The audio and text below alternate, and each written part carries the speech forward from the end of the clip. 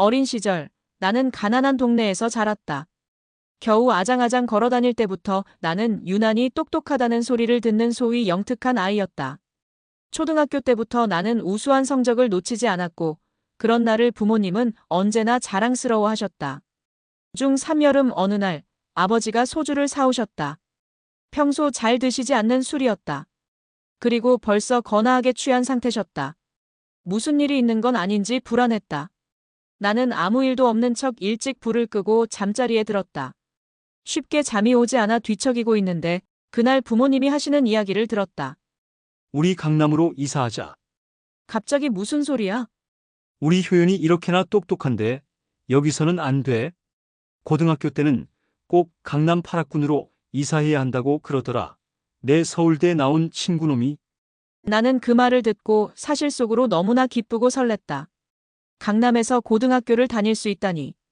그런 나를 위해 부모님은 결국 어마어마한 빚을 내어 강남 8학군으로 이사를 했다. 강남 8학군. 그곳이 나에게 지옥일 거라고는 상상도 하지 못했다. 나는 그 속에서 늘 다른 사람이 되어야만 했다. 그들은 나를 가난하게 키우지 않으려고 애썼지만 나는 그 가난 속에서 자존감이 무너져만 갔다. 나는 상류층 동네에서 자라면서도 그들과는 다른 세상에 속해 있다는 것을 깊이 느꼈다.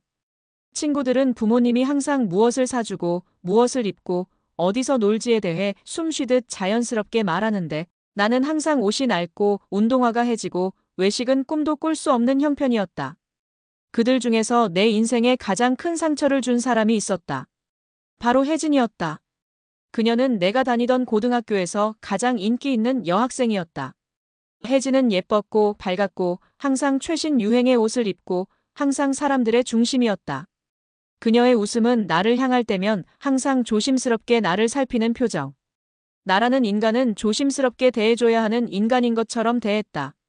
나에게 특별히 너무나 친절한 나는 그때부터 싫었다.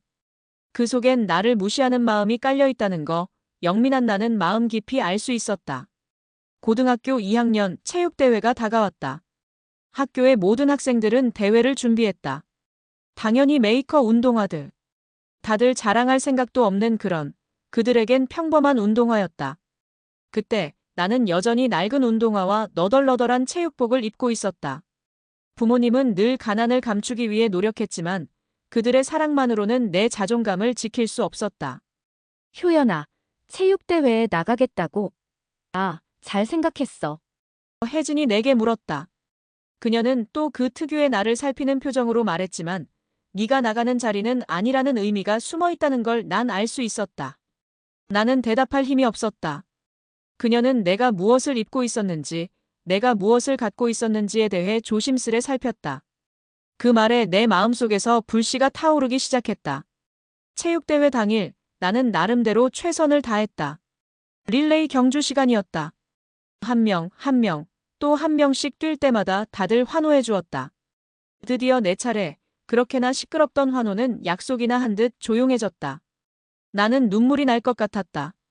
아무리 뛰어도 나의 존재는 그들 눈에 하찮은 존재였다. 그날 혜진은 릴레이 경주가 끝나고 와서 부드러운 말씨로 내게 말했다. 수고했어, 효연아. 너가 제일 잘 달리더라. 애들이 다 응원하던데. 그리고 너 운동화 어디 거야?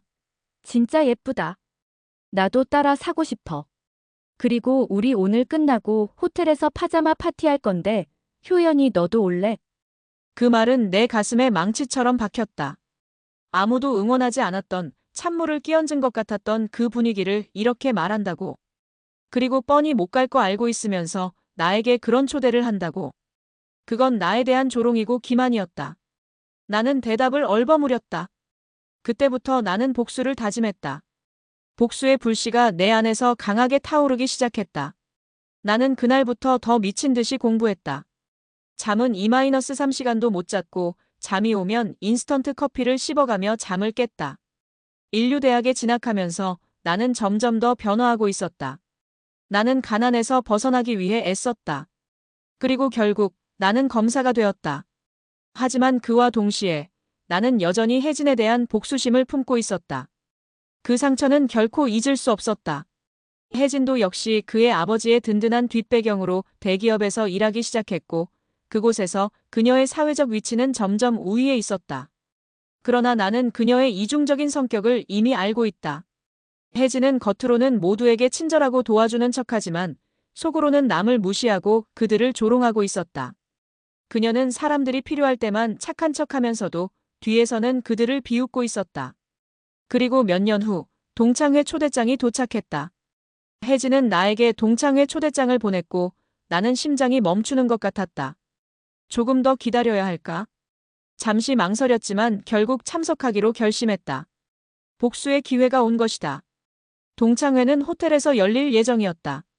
그곳은 내가 어릴 때 꿈에도 갈 수 없었던 화려한 호텔이었다. 하지만 동창들에겐 그저 자주 가던 장소일 뿐이었다. 그 호텔에서 복수를 실현할 수 있다면 과거의 상처를 씻을 수 있을 것 같았다. 동창회가 열리는 날이었다. 나는 그 호텔에 도착했다. 나는 너무 꾸민 티를 내면 촌스러워 보일까봐 적당히 고급스러워 보이는 모습으로 갔다. 화려하게 꾸며진 곳에서 사람들은 여전히 자신들의 화려한 삶을 자랑하고 있었다. 그들은 나를 보고 무언가 달라진 나의 모습에 조금 놀란 표정들이었다. 너 효연이? 와, 효연이구나. 몰라볼 뻔했어. 요새 뭐하니? 그들의 웃음소리와 자랑 속에서 나는 다시 한번 내 자리를 확인했다. 아무리 내가 발버둥 치고 이 자리에 왔지만 그들 사이에서 나는 여전히 초라한 존재였다. 검사라는 직업은 그들의 하수인일 뿐인 것 같았다. 그런데 그때 혜진이 나를 발견하고 다가왔다. 와, 효연아 정말 오랜만이다. 이렇게 보니 반갑다. 혜진은 여전히 자기만족적인 미소를 지으며 말했다. 그 미소 속에는 나를 깔보는 듯한 기운이 느껴졌다.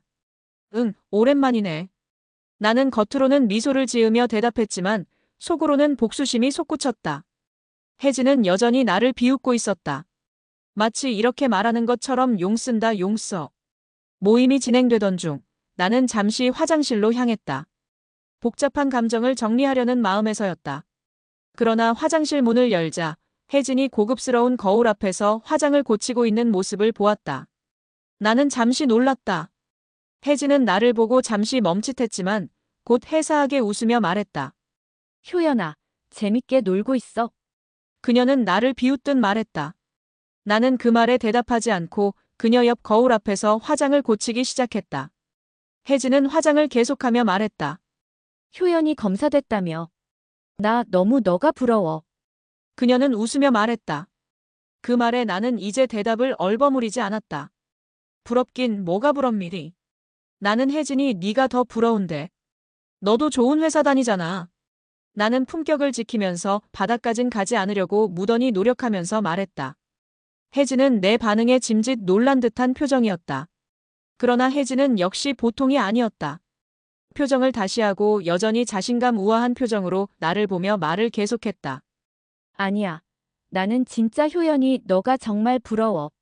너의 자신감, 회복 탄력성, 자존감. 오늘 입은 옷도 너무 예쁘다. 어디서 샀어? 나도 알려줘. 아니, 혜진아. 나는 정말 너의 고매한 인격, 같은 말도 예쁘게 말하는 말솜씨가 너무나 부러운걸. 무슨 소리니? 그날 처음으로 혜진은 나에게 진 것 같은 당황한 표정을 보았다. 사실 나는 검사가 되고 나서 대기업의 내부 고발자에 대한 사건을 맡았다. 바로 혜진의 아버지가 이끌고 있는 대기업에서 일어나는 횡령 사건이었다. 혜진은 낙하산 인사로 대기업에 입사했다. 그녀는 능력이 아닌 가족의 배경으로 그 자리에 올라갔다. 그 사실을 알게 된 나는 이 회사가 부패한 구석이 많다는 의심을 품기 시작했다. 혜진은 대기업에 입사한 후 단기간에 높은 직급에 올랐다. 그녀의 능력보다는 그녀의 아버지가 대기업의 회장이라는 사실이 크게 작용했다. 나는 그 회사를 조사하기 시작했다. 대기업 회장인 혜진의 아버지는 자산 횡령을 통해 회사를 불법적으로 유용하고 있었다.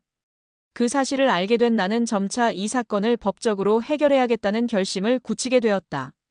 하지만 이 대기업은 그저 국내에서만 유명한 기업이 아니었다. 그들은 국제적으로도 영향력이 크고 그 배경에는 정치적 연줄과 부유한 상류층의 자본이 엮여 있었다. 나는 이 사건을 수사하는 것만으로도 엄청난 위험을 감수해야 할 것임을 알고 있었다. 어느 날 나는 대기업의 내부 고발자로부터 중요한 제보를 받았다. 그 고발자는 대기업의 회계부서에서 일하던 사람으로 회계 조작과 횡령에 관련된 문서를 나에게 넘기겠다고 했다. 그는 자신이 횡령을 알게 된 후 그것을 바로 잡고 싶었으나 회사 내에서 압박을 받으며 퇴직하게 되었다고 밝혔다. 이 문서들 전부 진짜예요. 회장이 어떻게 회사 돈을 빼돌리는지 알 수 있는 중요한 증거들입니다. 그가 내게 건넨 파일에는 회계 부정과 자산 유용에 관한 세부 사항이 담겨 있었다. 특히 혜진의 아버지가 회사 자산을 개인적인 용도로 사용하고 이를 회계상으로 조작하여 세금 문제를 회피하는 방식이 상세히 기록되어 있었다. 나는 이 정보를 바탕으로 대기업에 대한 수사를 본격적으로 시작했다. 하지만 이 수사는 단순한 법적 절차가 아니었다. 국제적인 영향력을 가진 대기업의 회장과 그 배경에 얽힌 사람들을 상대해야 했기에 그만큼 리스크도 컸다. 수사는 점차 어두운 진실을 밝혀내기 시작했다. 혜진의 아버지는 대기업 회장으로서 회사의 자산을 자신의 개인적인 용도로 사용하고 있었다. 수많은 문서와 거래 내역을 검토한 결과 그는 회사 자금을 횡령하여 불법적인 부동산 거래와 비자금을 조성하는 데 사용하고 있었다. 이 회사 자산이 어떻게 유용되고 있는지 다 보여줬습니다. 회장님, 이건 범죄입니다. 나는 혜진의 아버지에게 직접 말할 기회를 가졌다. 그는 처음에는 당황한 기색을 보였지만 금세 회장으로서의 권위를 내세우며 말했다. 당신은 뭘 모르는구나. 이게 다 회사와 우리 가족을 위한 일이야. 넌 아직 어린애야. 그의 말은 자신의 잘못된 행동을 정당화하려는 변명이었다. 나는 그 순간 법이 그에게도 공평하게 적용되어야 한다는 결심을 더욱 확고히 했다. 혜진과 그 아버지의 부패는 사법적 절차를 거쳐 마침내 법정으로 향했다. 나는 그들을 형사처벌하기 위해 끊임없이 수사를 이어갔다. 그러나 그들이 가진 정치적 연결고리와 경제적 권력은 매우 강력했다. 나는 그들에게 맞서 싸우는 것이 내 인생에서 가장 중요한 일임을 깨달았다. 이 사건은 당신의 인생에서 가장 중요한 사건이 될 겁니다. 나는 내 마음속으로 다짐했다. 이 사건을 끝내고 정의가 실현된 후 나는 비로소 내 마음속의 복수심을 완전히 씻어낼 수 있을 것이다. 최종적으로 혜진의 아버지는 횡령과 불법적인 자산 유용으로 형사처벌을 받았다. 혜진은 그 사건의 여파로 사회적 명예를 잃었고 대기업에서 물러날 수밖에 없었다. 나는 그 결과에 만족감을 느끼면서도 마음속 깊은 곳에서는 빈자리가 느껴졌다. 복수는 잠시 나를 만족시켰지만 결국 내가 진정으로 원했던 것은 정의였어. 나는 이 사건을 마치고 혜진과 그녀의 아버지에게 복수함으로써 내 삶의 한 단계를 마무리지었다. 복수를 통해 잠시의 만족감을 느꼈지만 나는 그 복수 이후 내 마음속에 남아있는 공허함을 더 이상 피할 수 없었다. 나는 정의를 실현했다고 느끼고 있었지만 복수 그 자체는 내게 진정한 평화를 주지 않았다. 복수를 끝낸 후 나는 이제 자신의 길을 가야 한다는 것을 깨달았다.